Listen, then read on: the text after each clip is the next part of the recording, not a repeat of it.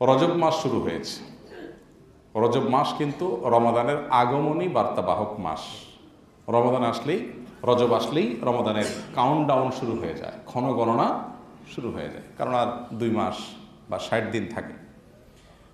তো রজব মাসের শুরুতে দাঁড়িয়ে আমাদের যে কয়েকটি বিষয় জানা দরকার, এর ভিতরে প্রধান বিষয় হলো এই মাসটি হিজরি বর্ষের, চান্দ্রবর্ষের 12টি মাসের মধ্যে সম্মানিত 4 মাসের একটি। আল্লাহ সুবহানাহু ওয়া তাআলা কোরআনে কারীমে সূরা তাওবায় বলেছেন, ইন্না ইদ্দাতাশ শুহুরি ইনদাল্লাহি 12 শাহরান ফি কিতাবিল্লাহি ইয়াওমা খালাকাস সামাওয়াতি ওয়াল আরদ। নবমণ্ডল ভূমণ্ডলের সৃষ্টি যেদিন হয়েছে সেদিন থেকে আল্লাহ তাআলা বছরের 12টি মাসের এই গণনার সিস্টেম চালু করেছেন। এটা কোনো মানুষের সৃষ্টি না। হ্যাঁ, 12 মাসে সারা বছরকে বিভক্ত করা হয়েছে। এই মাসগুলোর নাম বা ক্ষণ গণনার শুরু, এগুলো এক এক অঞ্চলে এক এক ঘটনাকে কেন্দ্র করে মানুষ শুরু করেছে, কিন্তু পুরো বছরকে 12টা মাসে বিভক্ত করা, এটা নবমণ্ডল ভূমণ্ডল সৃষ্টির প্রথম দিন থেকেই আছে। আল্লাহ তাআলা সেই ইতিহাস কোরআনে উল্লেখ করে এরপরে বলেছেন, এই 12 মাসের মধ্যে 4টি মাস আছে সম্মানিত। সেই 4টি মাস এর মধ্য থেকে 3টা হলো ধারাবাহিক, জিলকদ, জিলহজ, মুহররম। হিজরি বর্ষের 11, 12, 1 এই 3 মাস। আর চতুর্থ মাসটা হলো এই রজব মাস, যে মাসে আমরা এখন আছি। সম্মানিত মাস হিসাবে এই 4টি মাসের একটা বিশেষ মর্যাদা আছে। তাহলে আমরা কি করবো এই মর্যাদাপূর্ণ মাসে? বিশেষ কোনো করণীয় নেই। রুটিন যে কাজগুলো আছে এগুলোকে বিশেষ গুরুত্বের সাথে শুধু করা, যে সম্মানিত মাসের সম্মান রক্ষার্থে করা। ধূমপান করা খারাপ কাজ, সবসময় খারাপ কাজ, কিন্তু শ্বশুরের সামনে, বাপের সামনে, মুরব্বীর সামনে করাটা আরও বেশি খারাপ।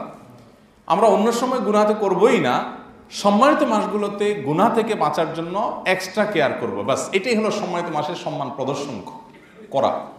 আল্লাহ সুবহানাহু ওয়া তাআলা কোরআনে কারীমে সূরা তাওবায় বলেছেন, যালিকা দ্বীনুল কাইয়্যিম ফালা তাযলিমু ফীহিন্না আনফুসাকুম। এই সম্মানিত মাসগুলোতে তোমরা নিজেদের প্রতি নিজেরা পাপাচার করে তোমরা নিজেদের প্রতি জুলুম করিও না। তার মানে এই মাসগুলোর সম্মানার্থে পাপাচার থেকে বেঁচে থাকার জন্য বিশেষভাবে যত্নশীল হওয়া হলো আমাদের কর্তব্য। আর এই যে সম্মানিত মাস যাচ্ছে, এই কথাটা আপনার মাথায় যদি মাঝে মধ্যে থাকে যে এটা সম্মানিত মাস অতিবাহিত হচ্ছে, এটাই এনাফ ইনশাআল্লাহ। সম্মানিত মাস যাচ্ছে সেই হিসাবে আপনি একটু নড়ে চড়ে বসলেন, আপনি একটু আমলের ব্যাপারে বিশেষ যত্নশীল থাকলেন, গুনাহ থেকে বাঁচার পরে বিশেষ মনোযোগী হলেন, বাস এটাই হলো সম্মানিত মাস উপলক্ষে আপনার করণীয়।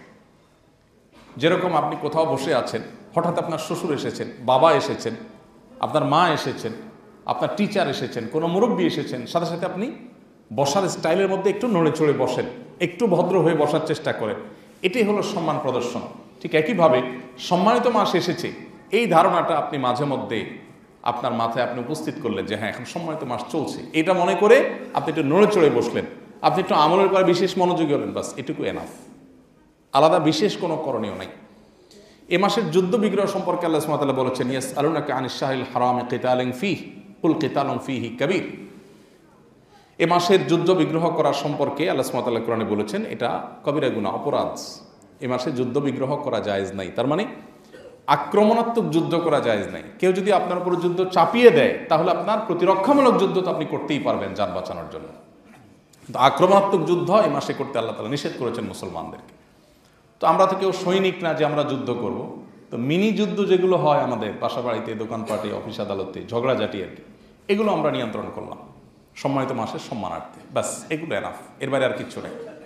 এছাড়া রজব মাস আসার পর বিশেষ করে রমাদান শুরু হয়ে যায়, রমজানের প্রস্তুতি শুরু হয়ে যাওয়া দরকার, মানসিক সার্বিক প্রস্তুতি। যদিও আমাদের পূর্বসূরীরা রমাদানের প্রস্তুতি গ্রহণ করতেন রমাদান আসার 6 মাস আগে থেকে, তো অন্তত রজব থেকে আমরা শুরু করে দিই। আল্লাহ আমাদেরকে আমলের তৌফিক দান করুন। তাহলে সম্মানিত মাস সম্পর্কিত যে কনসেপ্ট বা ধারণা, এটা আমাদের সমাজ থেকে কিন্তু বিলুপ্ত হয়ে গেছে। মানুষ জানেই না সম্মানিত মাস আবার কি। রমাদান শ্রেষ্ঠ মাস এটা সবাই জানে, রমাদান শ্রেষ্ঠ মাস এটা ঠিকও আছে।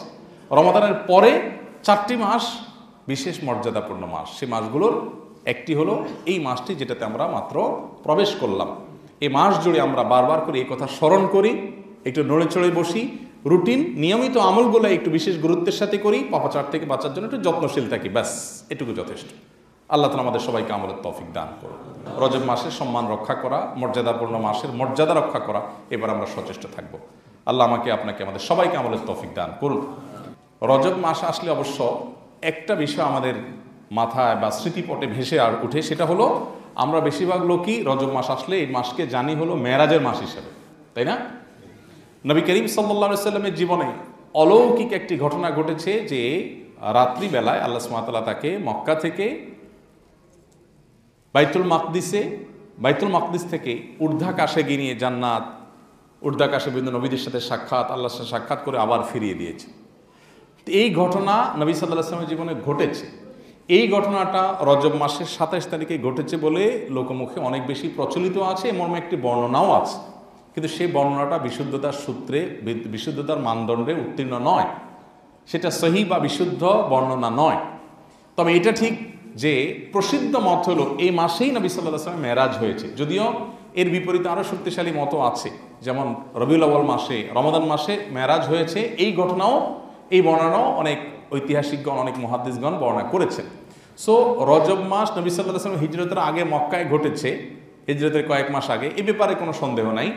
কিন্তু কোন মাসে হয়েছে, আর মধ্যে আবার কোন তারিখে হয়েছে, এটা বিশুদ্ধভাবে কোনো হাদিসে সুস্পষ্টভাবে বর্ণিত হয় না। তারপরেও যেহেতু একটা ঐতিহাসিক ঘটনার দিন, কেউ যদি রজব মাসের 27 তারিখে হয়েছে এই মর্মে যেহেতু অনেকের মত আছে, এটা কেউ মনে করলে তেমন কোনো সমস্যা নেই, এটাতে কোনো বড় গুনাহ হয়ে যাবে না। কিন্তু বিশুদ্ধ মত হলো যে এর তারিখটা বিশুদ্ধ কোনো মত দ্বারা সুসাব্যস্ত হয়নি, বিধায় 27 তারিখকে মেরাজের রাত হিসাবে চূড়ান্ত করা এটা সঠিক নয়। যদিও এটাকে আমাদের দেশে সরকারিভাবে মেরাজের রাত হিসাবে বছরে চাঁদ উঠলেই ঘোষণা করা হয়। দেখুন, রজব মাসের চাঁদ দেখা গেলে পত্রপত্রিকাগুলোতে নিউজ হয়, রিপোর্ট হয় যে পবিত্র রজব মাসের চাঁদ দেখা গেছে, সুতরাং অমুক তারিখে শবে মেরাজ। যেটা বিশুদ্ধ এবং অকাট্যভাবে প্রমাণিত নয়, সেটা খুব ভালো করে নিউজ হয়। অথচ রজব মাস সম্মানিত 4 মাসের একটি, এটি বুখারী সহ হাদিসের কিতাবে বর্ণিত আছে, কোরআনে আল্লাহ তাআলা সম্মানিত মাস সম্পর্কে বলেছেন। এটা নিউজ হয় না যে রজব মাসের চাঁদ দেখা গেছে, এই রজব মাস সম্মানিত 4 মাসের একটি মাস, রাসূল সাল্লাল্লাহু আলাইহি ওয়াসাল্লাম এই মাসে এই করতে বলছেন, এই করতে নিষেধ করেছেন, এ মর্মে কোনো নিউজ পাওয়া যায় না। আমাদের দেশে আসলে দুর্ভাগ্যজনকভাবে দীর্ঘদিন থেকেই মিডিয়াগুলোতে সুন্নাহর বিপরীতে বেদাতটা বেশি প্রচারিত হয়, যার কারণে মানুষ সঠিকটা না জেনে ভুলটাই বেশিরভাগ ক্ষেত্রে জানে। তো আমরা সঠিকটা জানার চেষ্টা করব, মানুষকে জানাবার চেষ্টা করবো ইনশাআল্লাহ।